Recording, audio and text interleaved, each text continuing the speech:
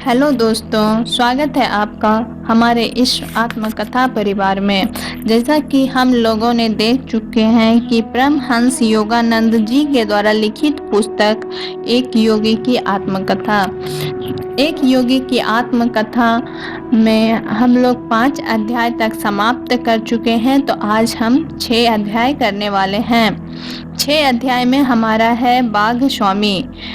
मैंने बाघ स्वामी का पता खोज लिया है, चलो कल उनके पास चले। चंडी, जो मेरे हाई स्कूल का साथी था, उसके साथ इस वाक्य ने मुझे प्रसन्नचित्त कर दिया। मैं ऐसे संत से मिलने को उत्सुक था जिनकी ख्याति थी कि वे अपने हाथों से बाघों से लड़ते और उन्हें पकड़ते थे। मेरे अंदर ऐसी साहसिक कार्यों के प्रति अति तीव्र बाल सुलभ उत्साह था। अगले दिन सुबह काफी ठंड थी, लेकिन मैं और चंडी अति उत्साह के साथ चल पड़े। कलकत्ता के बाहर भवानीपुर में बहुत खोज मशक्कत के बाद सही घर पहुँचे। दरवाजे के बाहर लोहे के कुंडे लगे हुए थे, जिन्हें मैंने तेजी से बजाया। इतनी कर्कश आवाज के बावजूद एक नौकर बड़े आराम से चहलकदमी करते हुए आया। उसकी मुस्कान इस बात का संकेत दे रही थी कि कितना भी शोर मचा लो, संत के घर की शांति भंग नहीं कर सकते। इतने उपहास के बाद भी हम कृतज्ञ थे कि उसने हमें बरामदे में बुलाया। बहुत देर प्रतीक्षारत हमारे अंदर विभिन्न आशंकाएं उठने लगी। भारत में सत्य की खोज करने वालों के लिए उल्लिखित नियम है धैर्य रखना। गुरु जानबूझकर दर्शनार्थी को धैर्य की परीक्षा ले सकते हैं। पाश्चात्य डॉक्टर और दंत चिकित्सक इस मनोवैज्ञानिक स्थिति का भरपूर उपयोग करते हैं। आखिर में नौकर द्वारा बुलाए जाने पर मैं और चंडी एक शयन कक्ष में गए। वहां प्रसिद्ध सोहोंग स्वामी अपने बिस्तर पर बैठे हुए थे। उनके विशालकाय शरीर को देखकर अजीब सा लगा। आंखें फाड़ हम उन्हें एकटक देखते रह गए। हमने आज तक इतनी चौड़ी छाती और फुटबॉल की तरह भुजाएं नहीं देखी थी। अत्यंत मजबूत और मोटी गर्दन पर स्वामी जी का उग्र दिखने वाला मगर शांत मुखमंडल, मूछ, दाढ़ी और लहराते हुए शो से आच्छादित था। उनकी आंखों में हंस और बाघ जैसी चमक थी। एक बाघ की खाल जो उनके मांसल कमर पर लिपटी हुई थी, उसके अलावा उसके शरीर पर कोई अन्य वस्त्र नहीं था। किस तरह से साहस बटोर कर हमने उनका अभिवादन किया और उनकी बाघ से संबंधित शक्तियों के प्रति आदर युक्त भाव प्रकट किए। क्या आप हमें नहीं बताएंगे कि जंगल के पशुओं से सबसे भयंकर जानवर रॉयल बंगाल टाइगर को परास्त करना कैसे संभव है? तो स्वामी जी ने कहा, मेरे बच्चों, मेरे लिए बाघ से लड़ना कुछ भी नहीं। जरूरत पड़ने पर मैं आज भी यह कर सकता हूँ। वह बच्चों की तरह हंस पड़े। तुम बाघ को बाघ की तरह देखते हो, मैं उन्हें बिल्लियों की तरह देखता हूँ। स्वामी जी, मैं अपने अवचेतन मन को तो विश्वास दिला सकता हूँ कि बिल्लियां हैं, लेकिन बाघों में कैसे ऐसा विश्वास दिला सकता हूँ? शक्ति, निश्चय शक्ति की आवश्यकता है।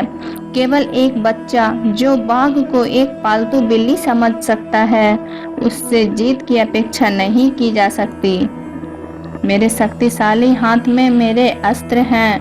उन्होंने हमें अपने हाथ आंगन में चलने के लिए कहा, जहां दीवार के किनारे उन्होंने जोर से प्रहार किया। दीवार की एक ईंट टूटकर नीचे गिर गई। दीवार की खाली जगह से आकाश की रोशनी आने लगी। निश्चय और आश्चर्य से भौचक्का होकर हमने सोचा, जो व्यक्ति सीमेंट की इतनी मजबूत दीवार को तोड़ सकता है, वह बाघ के दांत को तो अवश्य ही तोड़ सकता है। अनेक लोग में मेरी तरह शारीरिक शक्ति होती है, लेकिन उनके अंदर एक दृढ़ आत्मिक विश्वास की कमी होती है। जो शरीर से मजबूत मगर मन से कमजोर होते हैं, वे जंगली जानवर को देखते ही बेहोश हो जाते हैं। एक बाघ अपने प्राकृतिक वातावरण में रहने वाला हिंसक जानवर सर्कस के अफीम खिलाए बाघ से अलग होता है। ऐसे व्यक्ति जो शरीर से हरक्यूलिस की तरह मजबूत मगर मन से कमजोर होता है, वे रॉयल बंगाल बाघ के आगे डर के मारे बेबस हो जाता है। इस प्रकार बाघ ने मनुष्य को अपने मन में एक घबराई बिल्ली की तरह बदल दिया। एक मनुष्य के लिए संभव है कि बलिष्ठ शरीर और मजबूत मन की शक्ति से वह बाघ का पासा पलट सकता है और उसे मात्र एक भीगी बिल्ली में परिवर्तित कर सकता है। मैंने ऐसा कई बार किया। बाघ और पालतू बिल्ली का खेल मेरे सामने विराजित महाबलशाली साधु कर सकते हैं, यह मैं पूर्णतः स्वीकार कर सकता हूँ। वे कुछ उपदेश देने के मूड में थे। चंडी और मैं उन्हें आदर और ध्यान से सुनने लगे। मन ही शरीर की मांसपेशी को नियंत्रित करता है। जिस प्रकार हथौड़ी की ताकत पर उस पर लगाई गई शक्ति का अनुपात में होती है, उसी प्रकार मनुष्य के शरीर की शक्ति उसके आक्रामक इच्छा शक्ति और साहस पर निर्भर करती है। शरीर को वस्तुतः मन ही बनाता है और उसे जीवित रखता है। पूर्व जन्मों की प्रवृत्तियों की प्रबलता की वजह से शरीर की शक्तियां और कमजोरियां मानव चेतना में अपना असर दिखाते हैं। यह एक आदत की तरह प्रदर्शित होते हैं, जो बाद में एक वांछनीय अथवा अवांछनीय आदत में बदल जाते हैं। बाह्य दुर्बलता का स्रोत मन है।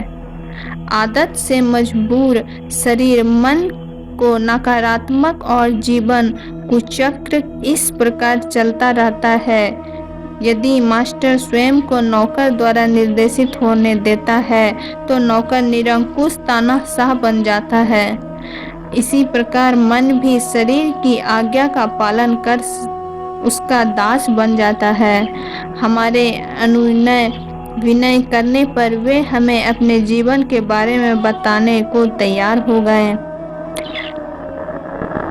बचपन से ही मेरा ध्येय बाघों से लड़ना था। मेरी इच्छा शक्ति को मजबूत थी, लेकिन मेरा शरीर बहुत दुर्बल था।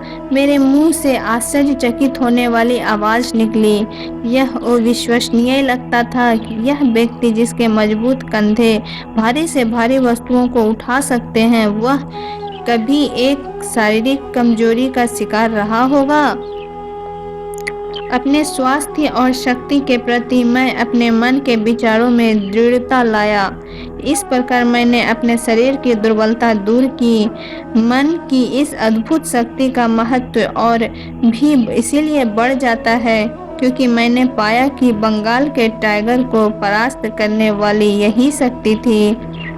पूजनीय स्वामी जी, क्या आपको लगता है कि मैं कभी बाघों से लड़ पाऊंगा? यह पहले और आखिरी बार मेरे मन में यह अजीब सा ध्येय था जो मेरे मन में उठा। स्वामी जी ने कहा, जरूर, और वह मुस्कुरा रहे थे। लेकिन बाघ के कई प्रकार हैं। कुछ मनुष्य को इच्छा वासनाओं वाले जंगल में यूं ही घूमते रहते हैं। पशुओं पर प्रहार करके कोई आध्यात्मिक लाभ नहीं होता।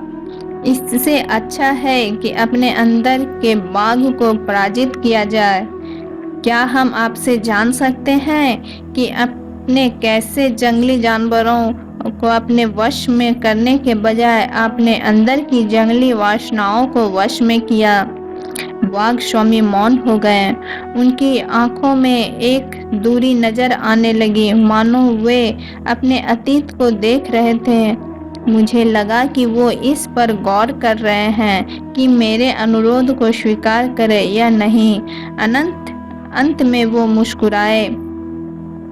जब मेरी प्रसिद्धि अपनी पूर्ण ऊंचाई पर पहुंची तो यह अपने साथ ही गर्व का नाश भी लाई।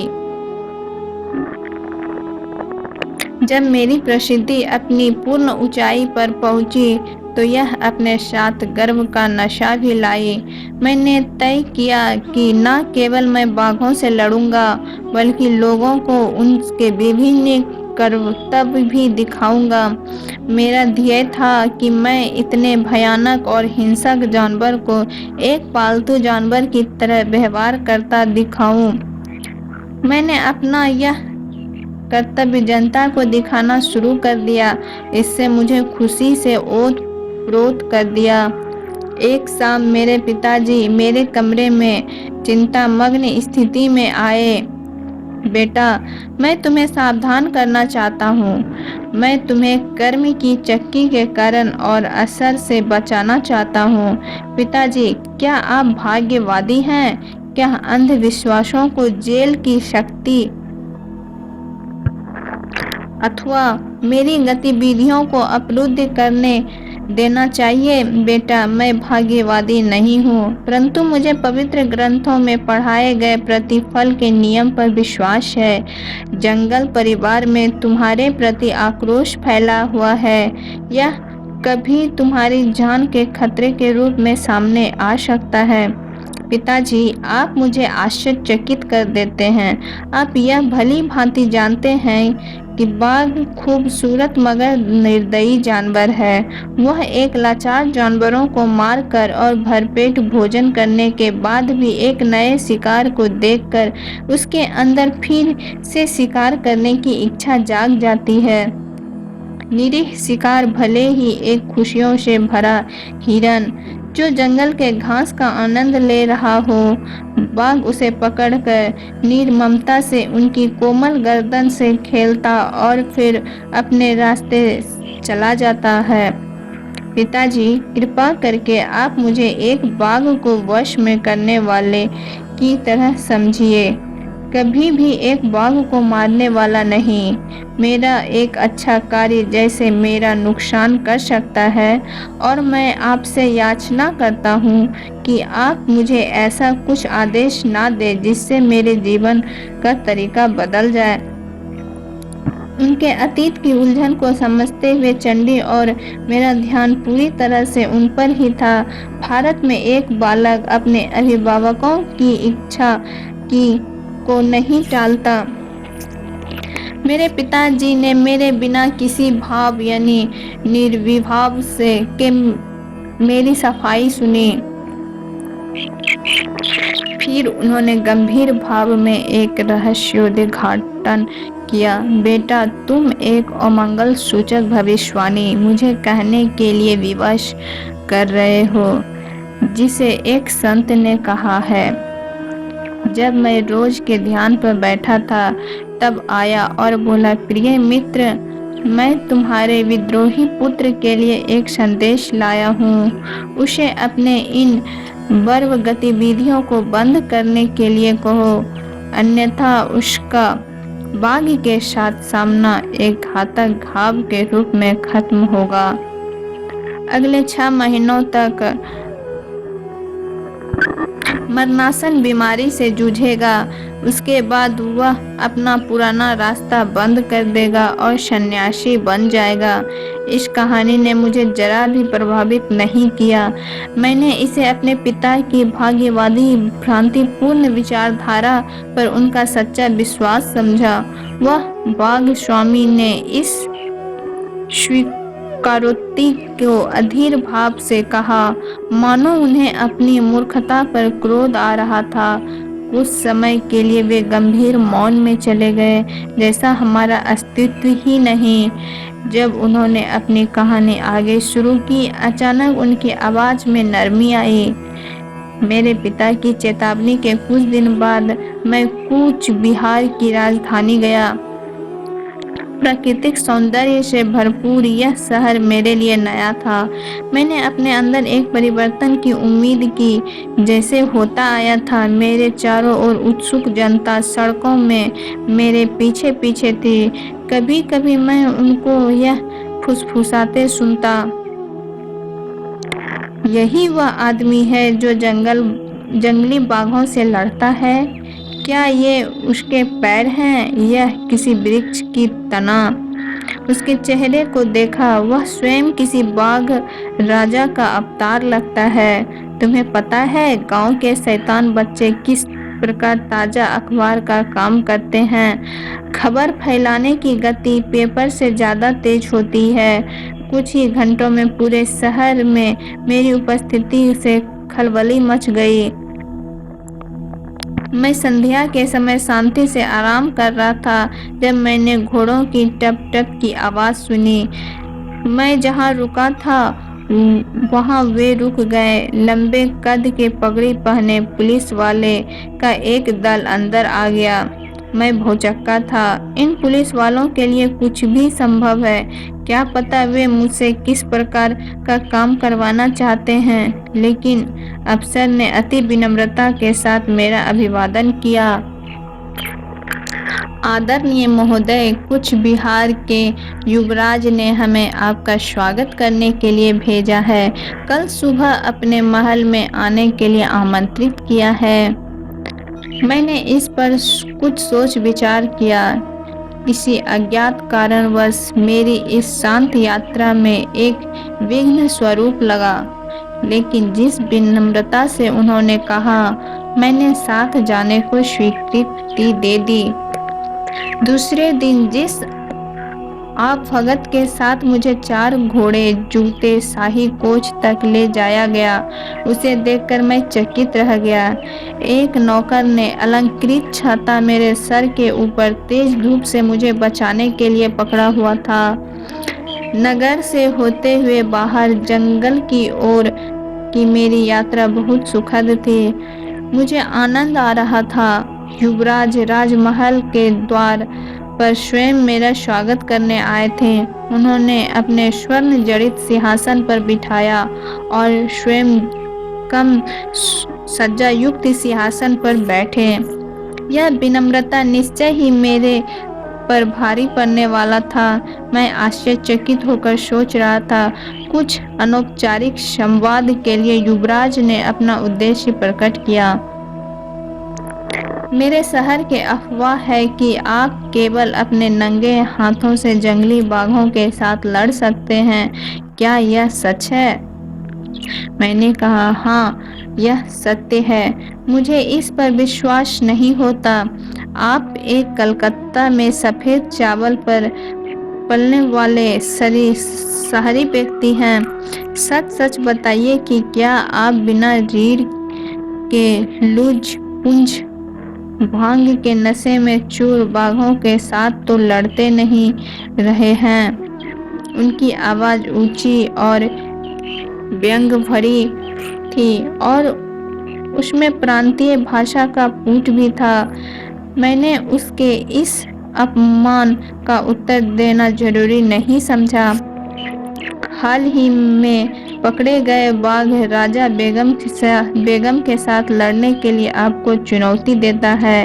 यदि आप उसका सफलतापूर्वक सम्मान कर सकते हैं, उसे बेड़ियों में बांधकर पिंजरे में कैद कर पाएंगे, तो हम आपको हजारों रुपयों और अन्य पुरस्कारों से नवाजेंगे। और यदि आप उनसे लड़ने के लिए इनकार करते हैं, तो हम आपको पूरे शहर में एक पाखंडी की तरह घोषित कर देंगे। उसकी अभद्र भाषा मुझे गोलियों की बौछार की तरह लगी। मैंने गुस्से में उसकी बातें स्वीकार कर ली। उत्तेजना में आधे खड़े हुए युवराज एक कुटिल मुस्कान के साथ वापस बैठ गए। उसे देखकर मुझे रोम के राजाओं की याद आई, जो ईसाइयों को हिंसक पशुओं से लड़ाने में आनंद लेते थे। 1 हफ्ते बाद यहाँ पर युद्ध होगा। मुझे खेद है कि हम आपको लड़ाई से पहले बाघ को देखने की अनुमति नहीं दे सकते। हो सकता है युवराज को डर था कि मैं उसे सम्मोहित ना कर दूं अथवा उसे भांग ना खिला दूं। मुझे इसका ज्ञान नहीं। मैं राजमहल से बाहर आ गया। मैंने कौतुक के साथ देखा कि शाही छाता और बंकी का कहीं अता पता नहीं था। अगले हफ्ते मैंने विधिवत अपने मन और शरीर को आने वाली परीक्षा के लिए तैयार किया। अपने नौकर से मुझे अनेक विलक्षण कहानियां सुनने को मिल रही थी। पिताजी के पास जिस संत ने भविष्यवाणी की थी वह किसी भी प्रकार लोगों में फैल गई। कई गांव वालों का विश्वास था कि एक दुष्ट आत्मा जिसे देवताओं ने अभिशाप दिया था वह एक बाघ के अवतार में है और रात्रि के समय दानवी रूप धारण करता है, लेकिन दिन में वह बेड़ियों में जकड़ा रहता है। और इसी दानव स्वरूप बाघ को मुझे नीचा दिखाने के लिए भेजा गया है। दूसरी कल्पनाशील कहानी थी कि बाघों के अपने देवता से की गई प्रार्थना का उत्तर बाघ राजा बेगम के रूप में आ गया है। पूरी बाघ जाति को इतनी हानि पहुंचाने वाले इस दो पैर वाले यानी मुझको दंडित करने के लिए उसे बनाया गया है। एक फर रहित पंजा रहित मनुष्य की इतनी हिम्मत जो नख पंजों से युक्त बलिष्ठ पैरों वाले बाघों को चुनौती दे। सभी अपमानित बाघों का जहर मिलाकर, जैसा गांव वालों का कहना था कि बाघ को पालतू बनाने वाला इस अभिमानी मनुष्य को दंडित किया जाएगा। मेरे नौकर ने आगे मुझे बताया कि युवराज स्वयं मानव और पशु के बीच होने वाले द्वंद्व का कार्यभार देख रहे थे। उन्होंने अपनी देख रेख में एक विशाल तंबू का निर्माण कराया जिसमें हजारों लोग समा सके। इसके केंद्र में राजा बेगम का पिंजड़ा, जिसके बाहर एक सुरक्षा कमरा था। पिंजड़े में शेर खून जमा देने वाले दहाड़े मार रहा था।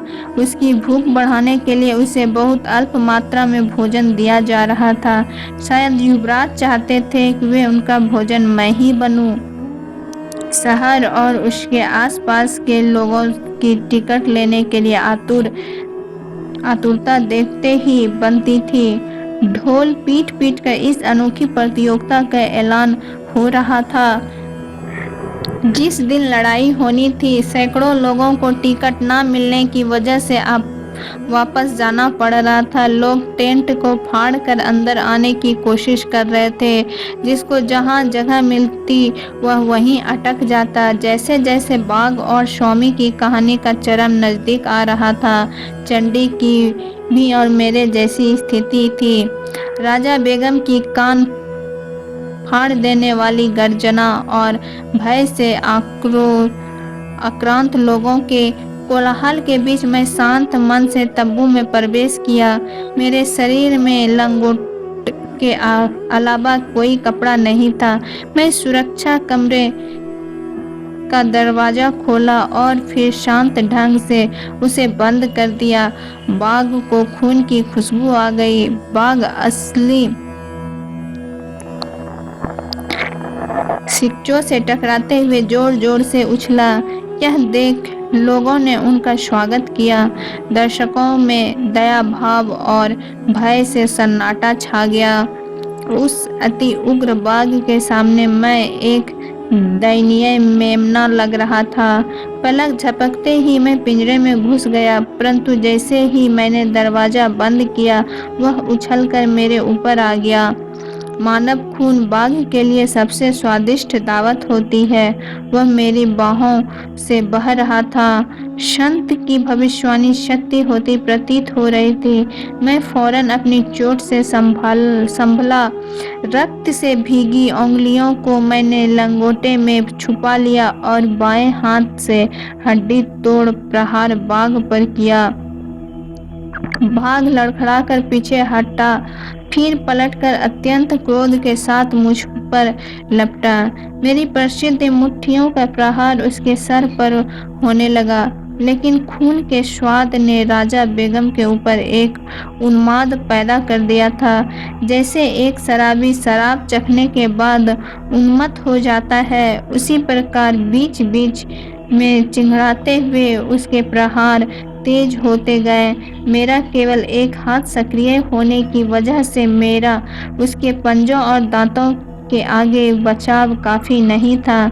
मेरी आत्मरक्षा प्रणाली अब अभेद नहीं रही थी, परंतु फिर भी मैं उस पर तीखे प्रहार करता गया। दोनों ही रक्त रंजित होकर जीवन मरण का युद्ध लड़ते रहे थे। पिंजड़े में शोर था, खून की छींटें उड़ रही थी, बाघ के गले से गर्दन की चीख फूट रही थी। गोली चलाओ, बाघ को मार डालो, दर्शक चीख रहे थे। सिपाही की गोली भी निशान चूक गई। मैंने पूरी ताकत के साथ उसके मस्तक पर एक अंतिम खोपड़ी तोड़ प्रहार किया। बाघ गिर गया और ठंडा होकर पड़ा रहा। एक पालतू बिल्ली की तरह मैं बीच में बोल पड़ा। स्वामी ने एक ठाका भरा, फिर कहानी को आगे बढ़ाया। राजा बेगम अंत में खत्म हो गया था। उसका शाही अभिमान चूर चूर हो गया था। मैंने अपने घायल हाथों से उसके जबड़ों को खोला। एक नाटकीय क्षण के लिए मैं अपना सर उसके खुले मुख के पास लाया। मैंने चारों तरफ बेड़ियों को देखा। एक के ऊपर एक रखते हुए मैंने बाघ को उसकी गर्दन से पिंजड़े की सलाख में बांधा। विजयी गर्व से मैं दरवाजे की तरफ बढ़ा, मगर मूर्तिमान शैतान राजा बेगम अपनी कल्पित दानवी उत्पत्ति की तरह जीवट था। एक ही विस्मयकारी झटके के साथ वह मेरी पीठ की तरफ झपट पड़ा। मेरा कंधा उसके जबड़े में फंस गया था। ऐसी स्थिति में मैं जोर से नीचे गिरा, परंतु पलक झपकते ही मैंने उसे अपने नीचे धर दबोचा। मेरे निष्ठुर प्रहारों से वह अर्धमूर्छित हो गया। इस बार मैंने उसे अच्छी तरह बांधा। धीरे धीरे मैं पिंजरे से बाहर आया। इस बार मैंने फिर से चीख पुकार सुनी। यह हर्षोल्लास का शोर था। भीड़ की चिल्लाने की आवाज मानो एक ही विराट गले से निकल रही थी। मैं भीषण रूप से घायल था, लेकिन मैंने द्वंद्व की तीनों शर्तों को पूरी कर ली थी। बाघ को अचेत करना, उसे जंजीर से बांधना, बिना किसी सहायता के पिंजरों से बाहर आना। मैंने उस भयंकर बाघ को इतनी बुरी तरह से घायल और डरा दिया था कि मेरे सिर का उसके जबड़ों के बीच होकर भी वह इस पुरस्कार को ग्रहण नहीं कर सका। मेरे घावों की मरहम पट्टी होने के बाद मेरा सम्मान किया गया और मुझे हार पहनाए गए। सैकड़ों सोनों के सिक्के मेरे ऊपर बरसाए गए। पूरा शहर उत्सवमय हो गया। मेरी सबसे खतरनाक और हिंसक जीव पर विजय, इसके बारे में अंतहीन चर्चाएं सुनाई देने लगी। वचन के अनुसार राजा बेगम मुझे दे दिया गया, जिसकी मुझे कोई खुशी नहीं हुई। मेरे अंदर एक आध्यात्मिक बदलाव ने प्रवेश किया। मैंने उस पिंजरे से अंतिम बार बाहर आने के साथ ही अपनी सांसारिक इच्छाओं का द्वार भी बंद कर दिया। कुछ समय पश्चात तक तो मेरा समय बहुत वेदना और दुखों के साथ बीता। 6 महीने तक मैं खून के जहरीले होने की वजह से मृत्यु से लड़ता रहा। जैसे ही मैं कुछ बिहार छोड़ने लायक हुआ, मैं अपने देश वापस आ गया। मैं जानता हूँ कि मेरे शिक्षक एक संत हैं, जिन्होंने एक विवेकपूर्ण सलाह दी थी। मैंने बहुत विनम्रता के साथ अपने पिता के सामने स्वीकार किया। काश मैं उनसे मिल पाता। मेरी इच्छा सच्ची थी, क्योंकि एक दिन वही संत बिना किसी सूचना के मेरे घर आ गए। बाघ को पालतू बनाना अब बहुत हुआ। उन्होंने बहुत शांत अधिकार पूर्ण वाणी में मुझसे कहा, मेरे साथ आओ, मैं तुम्हें मानव मन के जंगलों में घूमने वाले अज्ञान के पशुओं का दमन करना सिखाऊंगा। तुम्हें दर्शकों की आदत हो गई है। अब भाग्य से तुम्हारी रोमांचक विजयी पर देवताओं की गैलेक्सी तुम्हारे साथ नाचेगी। मेरे दिव्य संत ने मुझे आध्यात्मिक पाठ की दीक्षा दी। उन्होंने मेरे आत्मा द्वारा जो बहुत समय तक उपयोग में न लाए जाने के कारण जंक लग गए और सशक्त हो गए थे उन्हें खोल दिया। शीघ्र ही हम एक दूसरे के साथ थामे मेरी साधना के लिए हिमालय की ओर निकल गए। चंडी और मैं स्वामी जी के चरणों में साष्टांग प्रणाम किया। अपने तूफानी जीवन की एक झलक दिखाने के लिए हम उनके आभारी थे। ठंडे बरामदे, लंबी प्रतीक्षा का प्रतिफल हमें बहुत अच्छे ढंग से मिला। तो दोस्तों, इस कहानी को सुनने के लिए आप अपना कीमती समय दे दिए, धन्यवाद दोस्तों। ऐसे ही कहानी सुनने के लिए हमारे आत्मकथा परिवार में जुड़े रहें।